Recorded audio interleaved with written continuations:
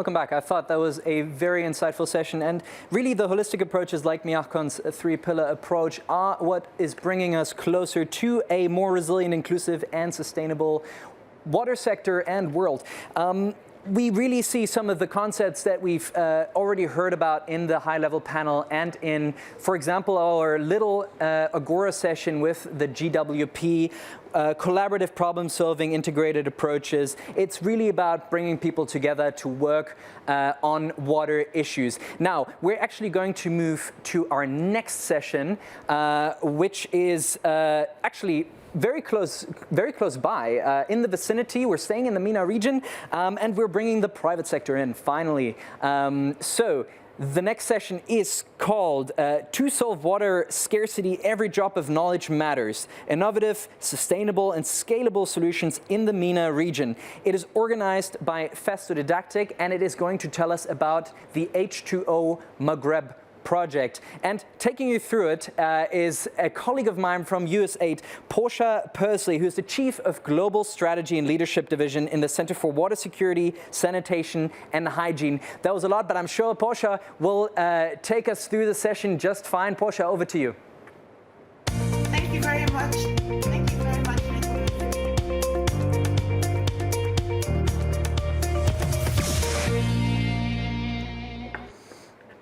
Thank you very much for that introduction, Nicholas. Good afternoon and good evening to our panelists and EDD 2021 participants from around the world. My name is Portia Pursley, and as Nicholas mentioned, I work for USAID in the Center for Water Security, Sanitation and Hygiene, which is located in the Bureau for Resilience and Food Security.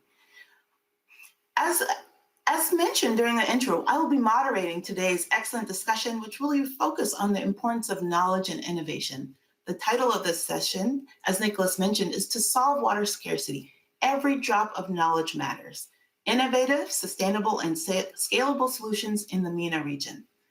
The session will really present experiences and best practices from the MENA region and beyond in terms of why it's really important to build a skilled workforce and to increase resource-efficient water management. And that's really critical to overcoming the challenge of ensuring sustainable water infrastructure investment and service. H2O Maghreb is an activity that is implemented by USAID Morocco in partnership with the United Nations Industrial Development Organization, as well as Moroccan partners, including the National Office of Electricity and Water, the Ministry of Equipment, Transport, Logistics and Water, and the Ministry of National Education, Vocational Training, Higher Education and Scientific Research. USAID's investment in this partnership really exemplifies the US government's commitment to helping to create a water-secure world and achieving SDG 6, where people and nations have the water that they need to be healthy, prosperous, and resilient. Before we begin the panel discussion, we'd like to share a brief video that really shows you what the H2O Maghreb partnership is all about. H2O Maghreb, training Africa's water professionals for the future. Water, once an abundant natural resource in Morocco, is becoming scarce due to droughts and overuse. Morocco, like many other countries in the region, has an increasing water demand, with at the same time depleting water resources. Nearly 30% of Moroccans remain without reliable access to drinking water. Only 20% of the country's collected wastewater is treated. So how is Morocco planning to tackle these challenges? H2O Maghreb was launched in 2017 as a training program to equip young Moroccans with the skills needed to improve the country's water management. Different training modalities give the trainees a holistic perspective on the skills needed to operate and maintain modern water facilities. Students learn how to master dangerous situations in wastewater treatment plants with innovative virtual reality tools. Hands-on training through cutting-edge environmental discovery system helps to understand complex relationships in water management. The H2O Maghreb curriculum is nationally accredited and instructed by internationally trained experts. H2O Maghreb is also focusing on boosting the employability of youth in the water sector, in particular women. More than 80% of the students in the first intake are female. Over 50% of the first intake of trainees got a job offer before graduation. Industries, agriculture, public entities, private water suppliers, autonomous water boards, water treatment companies are all looking for skilled workforce.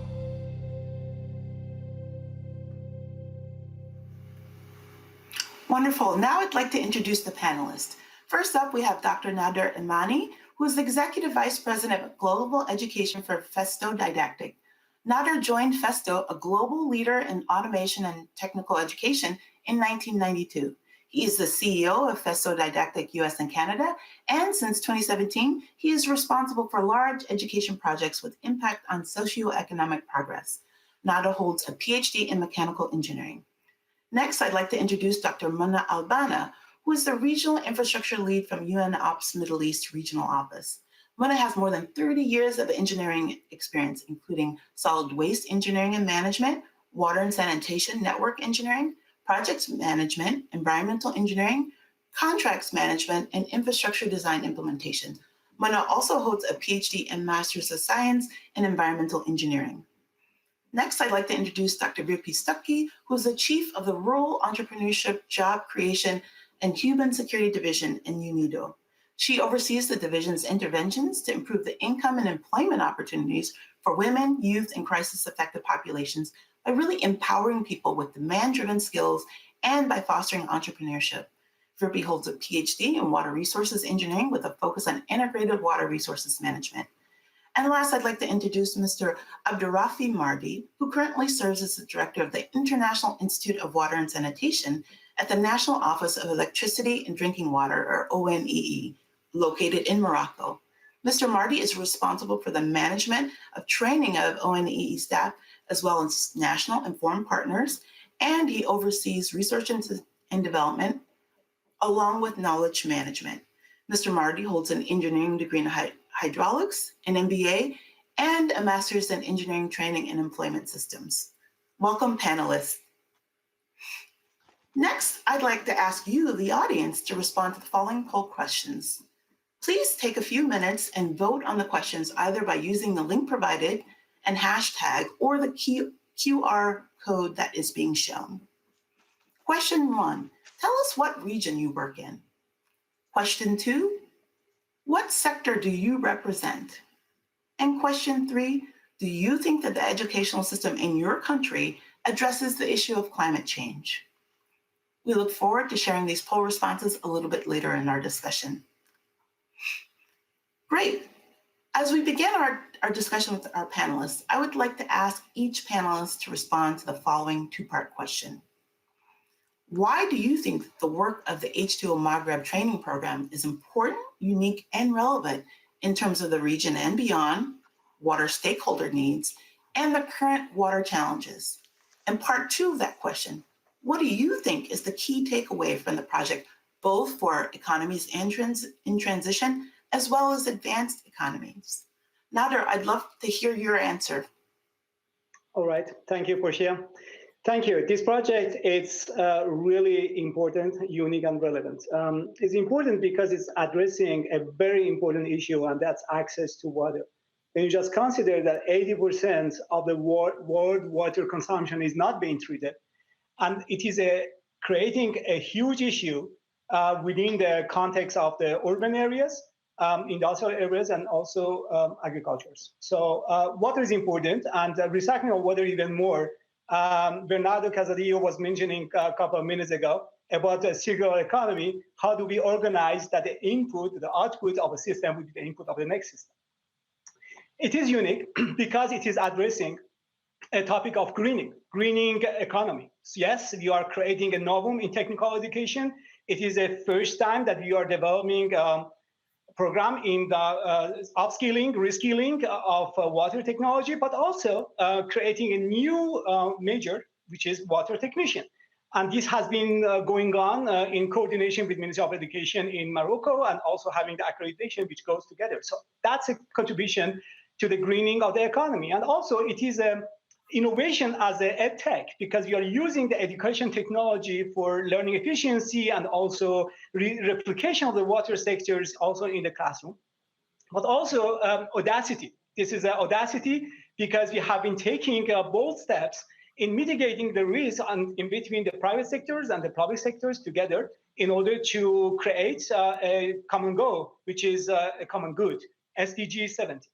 And it is relevant because Morocco is a very relevant country in Morocco, in MENA, and it is also a kind of, let's say, opportunity to provide access to water. So I would like to just mention that this project has been considered in the national program of the Hydraulic 2050, and it is also creating jobs for men as well as for women.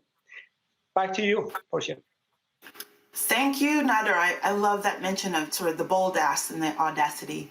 Mona, I would love to turn to you and hear your response to that same question. Yeah.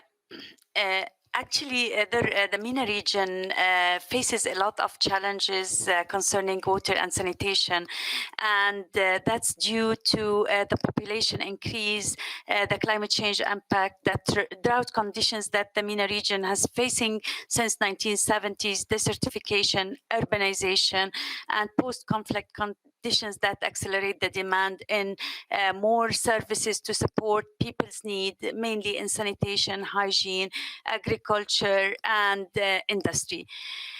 Actually, statistics addressing water needs are shocking, and globally there are 2.2 billion people that lack water access to safe drinking water, 4.2 billion lack access to sanitation. And there are still many challenges that facing the water sector in the region that we can mention again, which is, as we said, the rapid population growth, the urbanization, the climate change impact, the uncontrolled pollution, the centralization of treatment facilities and services, and the uncontrolled irrigation and agricultural practices, including the overusages of groundwater for irrigation, soil erosion, dams, and so on. Also, the lack of funding needed for either rehabilitation or for expansion of the needed services, and the old management policies and strategies to financial management of infrastructure, including tariffs, policies, laws and regulations, and so on. So that's what I can mention concerning this. And yes, we can work together in order to get over these challenges. Back to you, dear. Thank you. Thank you very much, Mona, for framing the complexity of the challenges. Mr. Mardi, I would love to hear your thoughts on the same question. Okay, thank you very much. I will answer the question in French. So, pour commencer, je dois dire que le Maroc compte parmi les pays les plus menacés par la pénurie d'eau. Les ressources en eau évaluées sont à 650 mètres cubes par an par habitant. Cet indicateur était de 2500 mètres cubes par an par habitant en 1960, c'est vous dire les changements en termes de disponibilité d'eau que connaît le Maroc. Alors, le secteur de l'eau dans notre pays fait face à des contraintes et des défis majeurs, dont on peut citer par exemple la raréfaction des ressources en eau, la surexploitation des ressources en eau souterraine, la pollution de l'eau, une forte demande en eau, une faiblesse en matière d'efficience et de valorisation des eaux mobilisées, etc.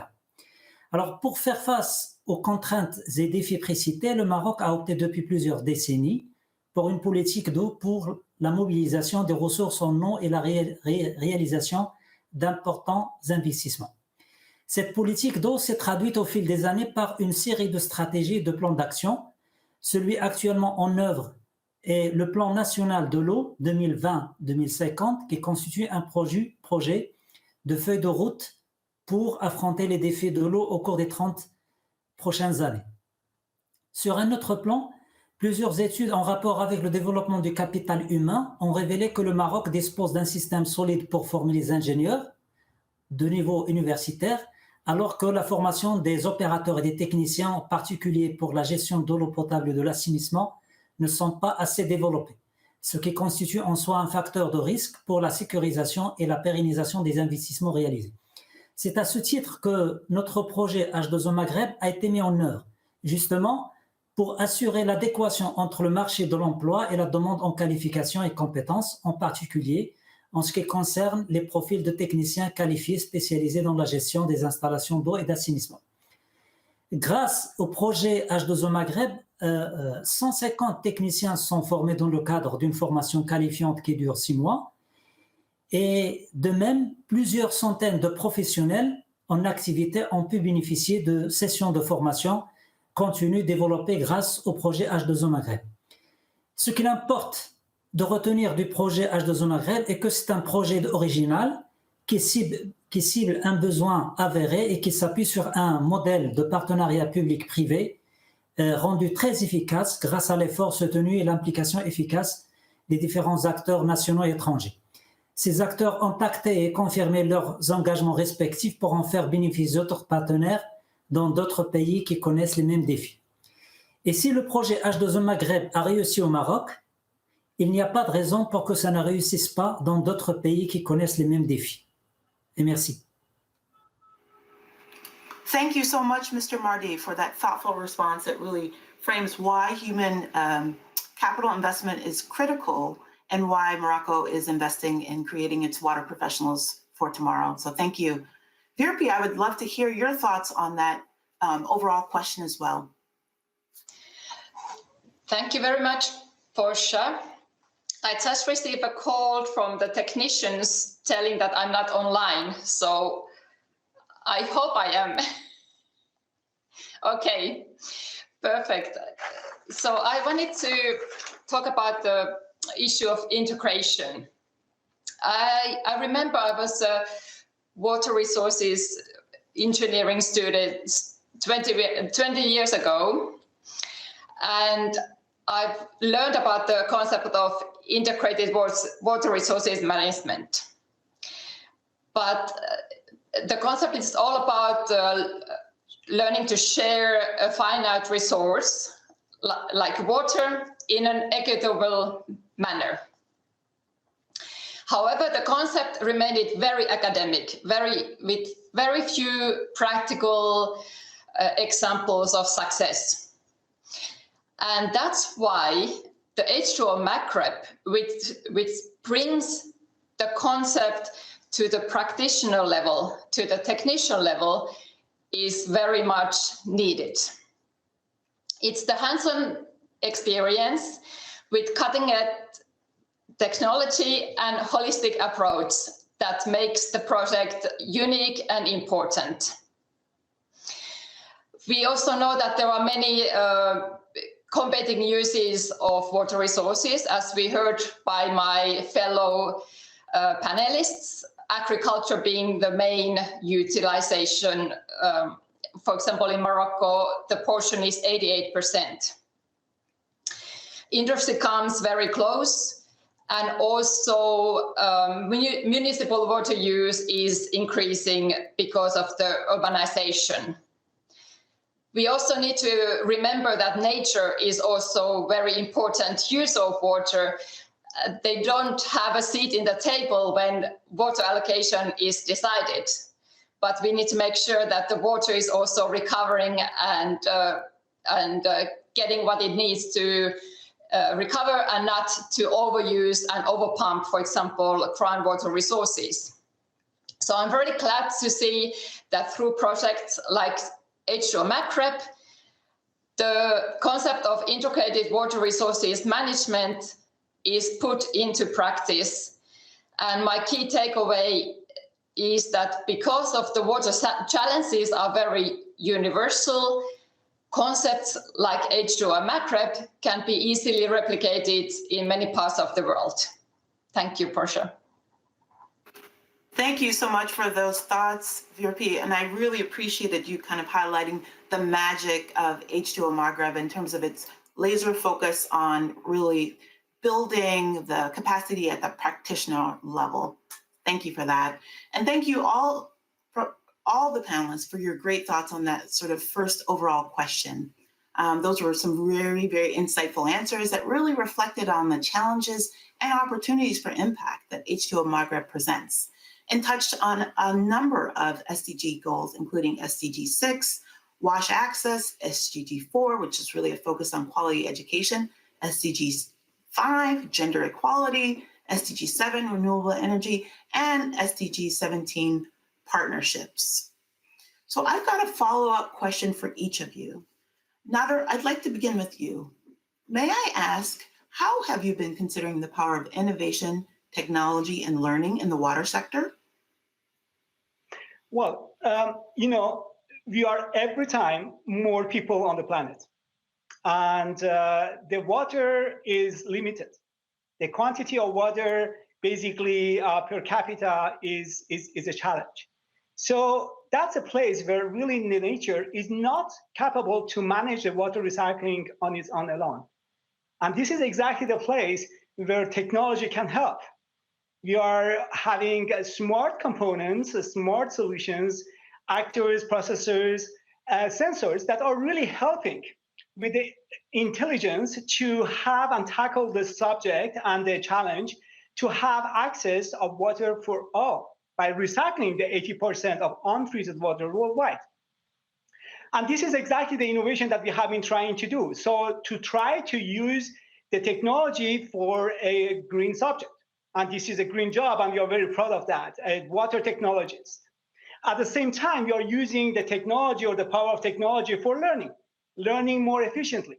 It has been mentioned, digital and greening is going hand in hand together. So it's the era of digital and green economy. So let's go for green education and digital education. And digital education, by the way, means also access to education for all. So that's why we are also using the power of digitizations in terms of simulation, in terms of virtual reality, augmented reality, so that people would have a thorough understanding of what the water technology is all about. And by this means, also apply a job and fulfill a just positive function in their society. Back to you. Thank you so much for that, Nadir. MENA, what role do you think the private sector should play in terms of solving water infrastructure challenges in the MENA region, and how important are renewable energy resources to that role? Yes, thank you so much.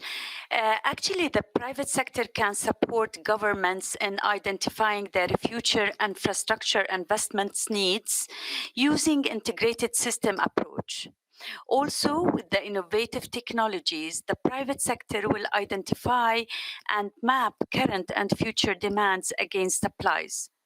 The private sector partnership will support decentralization of water and sanitation systems and will identify assets as well as the operation and maintenance processes needed. In addition, the private sector can support pricing and investment policies for better returns and improved management of existing infrastructure assets. A green infrastructure can often lower the cost of infrastructure development compared with the traditional gray infrastructure. Investment in infrastructure will be instrumental in meeting the SDGs by creating jobs and economic activities. Also, infrastructure enables development. The development-investment nexus can enhance the ability of people to be economically productive. Also, governments can encourage private sector partnership through impact investment projects, especially in renewable energy. And these investments can generate both financial and social and environmental returns, as well as the use of environmental, social, and governance aspects. Also, the nexus of energy water is very important and can in creating jobs and in establishing innovative technologies in practice and in implementation. Thank you, and back to you. Thank you. Thank you so much for that, MENA. Mr. Mardi, can you tell us why the government of Morocco thinks that investment in human resources and capital is so important to helping the country address the growing water security challenge? OK. Alors, en 2020, le Maroc a mis en place un programme national prioritaire d'approvisionnement en eau et d'irrigation qui s'étale sur 7 ans de 2020 à 2027. L'enveloppe budgétaire allouée à ce programme s'élève à 12 milliards de dollars. À l'occasion de ce programme, d'importants projets seront réalisés, mais ceci montre que l'investissement de l'infrastructure accordé par les autorités marocaines est important. Mais je dois dire que l'investissement dans le capital humain est encore beaucoup plus important, sachant bien entendu que si les infrastructures, si les projets ne sont pas maintenus, s'ils ne sont pas bien gérés, ils risquent d'être disons, on va perdre ces investissements et perdre en services rendus aux citoyens. Je dois dire aussi que la clé de réussite de tout projet d'eau est avant tout une question de développement des compétences et de qualification. Cette conclusion est apparue dans le nouveau rapport très récent, apparu il y a quelques semaines, le rapport de la Commission de développement économique, du modèle de développement économique marocain, qui a conclu au fait que le capital humain doit être renforcé et mieux préparé pour l'avenir au regard du rôle central du savoir, de la connaissance en tant que déterminant clé de la croissance économique dans un contexte de mutation technologique.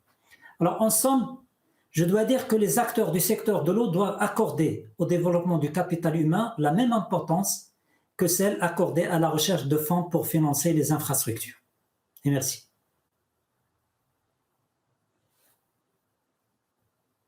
Touched on this a little bit earlier, but can you tell us how H2O Margaret's partnership approach contributes to its replication potential? Thank you, Portia. Going back to my need for integrated approaches and being able to share the finite resource, part of the success of H2O Maghreb comes from the diversity of its partners. The private partner and the development partner. The sustainability is ensured by the involvement of the public partner. The training programs are accredited and therefore they become part of the national system and can be replicated within Morocco. Having the private partner involved increase the innovation, the cutting edge, the top-notch aspect of the project. And finally, having the development partner involved increases the replication potential. Entities like USAID and UNIDO, we have a global network and we can replicate successful projects like H2O Maghreb across the world. Thank you. Thank you, Virpi, and thank you indeed all panelists for your additional sort of reflections. I think we got another layer of understanding in terms of the challenge in the region and globally and how innovative H2O Maghreb is. So now I'd like to turn and share the poll results. Good news, the results are in. And I'm happy to report we have quite an interesting mix that really represents actually the community of professionals that we need to partner with to address these challenges in the MENA region and globally. So question one, so what's the regional mix? We've got 82% of participants who are from Europe and 27% of participants from Sub-Saharan Africa. Very interesting. On to question two. What sectors are represented? I thought this was very interesting and really positive in terms of demonstrating engagement from various sectors. 27% of our participants represent the private sector, 27% represent the public sector, and 9% represent civil society. And question three, which really tried to unpack whether or not education systems really reflect the challenge of climate change. So over 55% of you confirmed that, yes, indeed, you believe that the education system in your country does address climate change. So thank you, participants, for sharing a little bit about your background, your region, and your thoughts on education and climate change in the country where you live. Now that we know a little bit more about you, I would like to ask the panelists to ask questions of each other. This is going to be a lightning round of just 1 minute Q&A. So Muna, I would like to start with you. Do you have a quick question for Nader? Yes, actually, I would like to ask Nader, in your opinion, what is the impact of COVID-19 on the technical education and the practical training of H2O Maghreb project, please? I think the COVID-19 has been a great accelerator of digital, but also as a greening. Digital for sure, the digital education was already existing, a lot of ideas, but in the meantime, we are just going out of our comfort zone and we just have to tackle the subject. And this is also pushing us towards innovation. And so I'm very pleased to see that. So maybe within or among all these negative waves of the COVID-19, we can also see some positive aspect. And it has been mentioned just before, we just reached the point of non-return, and let us take it for the future and make a positive things and positive swing out of it. Thank you. So Nader, would you like to ask Mr. Marty a brief question? Yes, I would. Monsieur Mardi, votre projet a été un super grand projet en Maroc, un vrai projet de flagship, comme on dit en anglais. Est-ce que vous êtes prêt à partager votre expérience avec d'autres pays de l'Afrique, de Moyen-Orient, voire également une coopération sud-sud, mais peut-être aussi une coopération sud-nord? Oui, effectivement. Alors, votre question va dans le sens de la durabilité de notre projet H2O Maghreb. Et par rapport à ça, la meilleure approche, à mon sens, pour réaliser un tel objectif se situe à deux niveaux. D'abord au niveau national, puisque nous avons acquis une bonne expérience et développé une infrastructure pédagogique importante qui pourrait bénéficier à d'autres partenaires de notre pays. Sur un autre plan, au niveau régional, notamment en Afrique, nous sommes disposés à contribuer à la réplication et à la démultiplication de ce projet. D'ailleurs, nous sommes en contact avec des partenaires du continent africain et de l'Association africaine de l'eau et de l'assainissement, avec qui nous comptons démultiplier le projet et faire en sorte que le projet H2O Maghreb soit dupliqué dans d'autres pays qui connaissent les mêmes défis. Nous attendons que la situation pandémique s'améliore pour relancer les travaux et les contacts qui ont été arrêtés à cause, comme j'ai dit, de cette pandémie. Voilà, merci. Merci. Thank you, Mr. Marty. Would you like to ask Virpi a question? Ok, j'enchaîne sur ma réponse. Virpi, to what extent UNIDO is willing to contribute to the replication of our project in other countries, African countries that's facing the same problems as Morocco? Thank you, Mr. Mari, for this question. As I mentioned in my previous intervention, because of the nature and variety of the partners involved in the H2O Maghreb, this is a very good opportunity to increase the replication in other countries. And as we speak, the team is already working on different concepts and with the possibility to replicate in elsewhere in the Maghreb region or in the MENA region, or perhaps even Asia or in Latin America. Thank you. Thank you. It was great to hear our panelists engage with each other and ask some interesting questions to unpack a little bit more about the expertise and the knowledge that we have here on our panel. So now I'd like to turn to a bit of sort of open Q&A. So Nader, I would like to ask you, can you share a little bit more in terms of the details of how the technical training is provided to participants in H2O Maghreb program?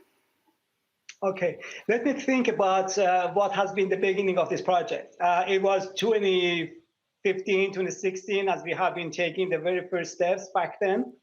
I think the challenge here was to reimagine the education of water technologists within the national qualification framework. So what it would be, and basically also to redesign or design the educational environment, how to replicate the challenges that you are having on the water treatment plants in the classroom, and how to use the EdTech, the education technology, in this replication. So it has been quite challenging. Of course, we have been having inspiring sources around the world, also in particular with regard to upskilling and reskilling adult education, but we were trying to encapsulate this experience and positioning it in the Moroccan context. So one of the other challenges that was also existing was also about transfer of experience. So it's not about just building, let's say, a white elephant, but also at the same time to make sure that everybody in Morocco, in ONE or partner, would be also empowered to teach. We were talking about sustainability also in terms of investment. And we were also having a development in terms of curriculum, accreditation with the ministries, but also at the same time teacher training. So very, very important to make sure that the transfer of technology and knowledge is also being secured. I will just say that that maybe for us is also a kind of huge leap forward about greening, because we talk about greening economy, greening, let's say, development. But what does that mean in terms of education? What is the answer of education to the greening economy? And the greening economy happens with women and men, and this goes through education. Of course, we have to tackle the matter, and greening education means also greening jobs. So that has been for us a matter of pride, really, to develop and reimagine the profession of water technologies in this education path. Wonderful. That is so insightful. Thank you, Nader. It's great to hear a little bit more about sort of the details of training within the project. Therapy, we've had some great discussion about sort of the idea of replicating H2O Maghreb. Maybe you could share with us what you think it would take from a sort of a practical operational perspective to replicate this project, maybe in other regions. And perhaps you could touch on sub-Saharan Africa, given the mix of participants attending this session. Thank you, Portia. The H2O Maghreb has developed great materials and training curricula and approaches. Of course, the replication would mean that the country-specific context would be analyzed first. Also, it's all about bringing together the right mixture of different partners, whether it's from the private, public, or development sector. Mm-hmm. But having said that, it would actually be quite easy to modify the training courses that H2O Maghreb developed to different country contexts. So I would definitely encourage the audience and the participants to get back to us if you have any particular proposals for countries that we could envisage replicating H2O Maghreb in. Thank you so much for that, Virpi. Super insightful and helpful to hear a little bit more about replication. MENA, I know we've had a chance to talk about your incredible work across the region in terms of water infrastructure investment and service delivery. I think it would be great to hear a little bit more your reflections on the importance of linking that infrastructure investment to other sector world and some of the broader issues around governance. Yes. Thank you so much for this question. And actually, telling you the truth, we're working in the region in Yemen, Lebanon, Jordan, Iraq, and Syria, and where the infrastructure are damaged due either to conflict or to the lifetime of that infrastructure utilities like water pumping or water network and so on. And with many donors that they are moving from development into humanitarian and resilience, we really need to think about the integration of infrastructure services when we are targeting one network. So, for example, if we are talking about water network, we at the same time need to think about the sanitation as well as the drainage of the rainwater and so on, including the roads, including using renewable energy in water pumping and any innovation that it's available. Integration and building proper linkages in infrastructure is very important, and we cannot but do it at the same time in order to support communities in need and not to overdo the work again, and for proper use of investment, the limited investment. Thank you. Thank you, Mona. I think it's such an important point to really think about service delivery and investment from more of a systems approach and thinking about the link to other development sectors in order to bring about sustainable services over the longer term. So thank you very much for that. Mr. Marty, I'd like to ask you to maybe share a little bit about sort of the work that you and the Moroccan government are undertaking in terms of training. Can you share a little bit about maybe some of the key gaps in terms of training needs that you have sort of uncovered? Maybe those are key gaps that are among the ONEE staff. Maybe it's key gaps that you focus on in terms of your training of regional and foreign partners. But it would be great to hear your thoughts about what those key gaps are that you're focusing your training on. Ok. Alors, donc je réponds en français. Le programme de formation développé à l'occasion de notre projet H2O Maghreb nous a permis de gagner en temps et en espace, puisque nous avons pu développer des programmes de formation qui touchent à une panoplie, à un ensemble de thématiques très importantes et très diversifiées, et tout cela a été traité dans un temps record, une durée de 6 mois. Ce programme, d'habitude, dans une formation universitaire, elle dure 2 ans.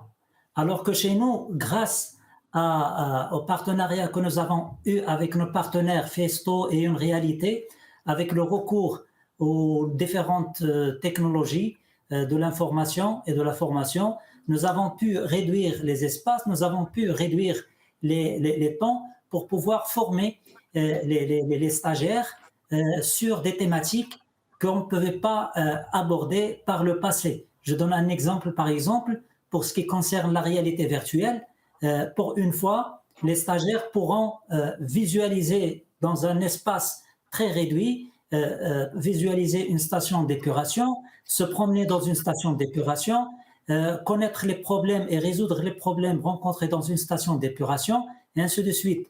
Le cycle de l'eau, par exemple, avec le matériel que nous avons eu de la part de Festo, didactique, nous avons pu mettre en place des modules de formation qui permettent de simuler le cycle de l'eau depuis de A à Z, depuis le début jusqu'à la fin, dans un espace très réduit. Là aussi, je n'oublierai pas le recours aux formations e-learning qui nous ont aidé beaucoup, disons, avec cette pandémie. Ils nous ont permis de gagner du temps et de continuer et de poursuivre la formation. Thank you so much, Mr. Marty. It's really helpful to hear a little bit more about the challenges and the training focus of your organization. With that, I would like to thank the panelists for an incredible conversation. I'd like to thank Festo Didactic for organizing us, for once again telling the story of the H2O Maghreb partnership and its potential. Thank you all in the audience for your participation and interest. And I throw it back to you in the studio, Nicholas. Thank you. Yes, thank you, Portia. This was an incredible session to follow, especially the interaction. I think we all enjoyed that very much. All of your speakers asking each other questions. I think these are the kinds of interactive sessions that we need now towards the back end of a year where we've spent most of our time sitting inside and sitting behind cameras. So this was very wholesome to see. Thank you for this. If you'd allow me, I'd just like to wrap up a couple of points that I noted down while watching you converse. Just to remind our viewers of the context, we did talk about water scarcity, especially in the countries of the region, and how climate change has really intensified prolonged droughts.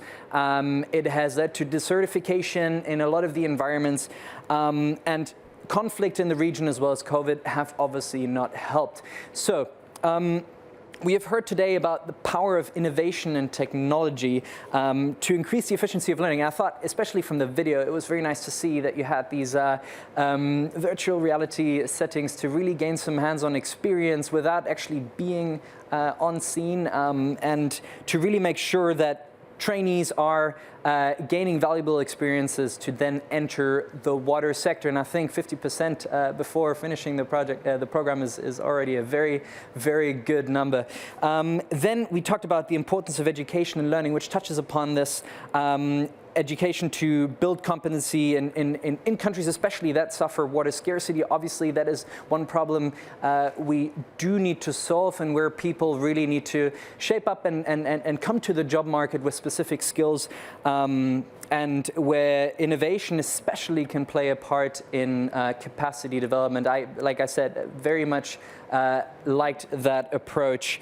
Ultimately, this is only going to help delivering water services and then human development at large and sustainable development, like we've learned today. Everything is connected, which actually takes me to the next point, which is which is another question we just had on the channel, actually, to really make sure that water infrastructure is linked and integrated into other sectors across the SDGs, and to really make sure that we're taking the most out of it, that we're really creating opportunities and moving towards sustainable development. And I'd say also the importance of the private sector, right? We had talked to a lot of public players today, and it was very good to also see the value of the private sector getting involved.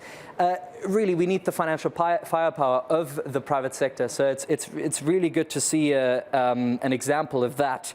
So ultimately, yeah, what we learn again is that water must be used from a holistic perspective, really industrial, agricultural, municipal, like we learned today, and that only feeds back to some of the things we learned about integrative approaches in the very beginning of today's segment. Now, we are actually moving towards the last session of the segment and of the day. And I hope you're already curious to know what it is, because it is a little bit outside of the box. The name is Art and Water, just to tease it to you already a little bit. And we're going to go back to our global village where we have our 90 stands, and that will teleport us straight to the small town of Strumica in North Macedonia. And I've got two speakers here with me who are very involved in a specific project that are going to tell us more about. We've got Dragan Tomovsky, who's the head of project in the Department for Europe of the Ministry of Environment and Physical Planning of North Macedonia. And we've got Mitko Zimbakov, who is the plant manager of the wastewater treatment plant in the town of Strumica, also in North Macedonia, evidently, and we're going to hear from them. So, Dragan, Mitko, welcome. Can you hear and see me? Yes, okay. Thank you, Nicholas. Okay, I'll be right back. We're just going to play a little bumper, and then I'll be with you.